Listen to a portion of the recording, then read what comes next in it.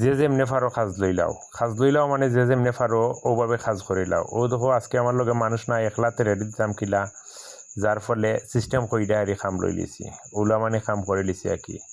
তো যদি কেউ একা থাকো কাজের সাইটও আর থ্রেড লোয়া লাগে, আসলে 1.5 ইঞ্চি ভাবে থ্রেড লোয়াটা খুবই কষ্টকর।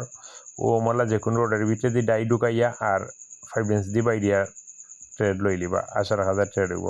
আর এই যে আমি ট্রেড লইরাম, আসলে এটা যে কারণে লইরাম আপনারা শুনলে অবাক হয়ে যাবা। আসলে এইগু লইরাম আমার সাইডের যে এসনিফুল আছিল, এসনিফুল শেষ হয়ে গেছে, যার ফলে মানে একটা এসনিফুলের লাগি তো আর বইয়া থাকা যায় না। ও 1.5 ইঞ্চি 5 একটা দিয়ে থ্রেড তুলিয়া ও দো এসনিফুলের কাজ করে লিছে। আসলে ইগু যারার জানা না তারা আসলে অনেক সময় বেড়া লাগি যাবা। তো ও ভিডিওটা সবে খেয়াল রাখবা।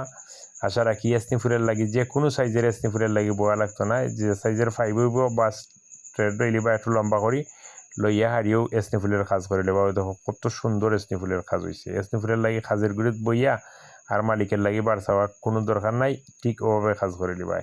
তো ভিডিওগুলো যদি ভালো লাগে, আসলে কিছু কাজের ভিডিও দিলাম, আমার এক ফ্রেন্ডের রিকোয়েস্টে, ভিডিও ভালো লাগলে ধন্যবাদ জানাই।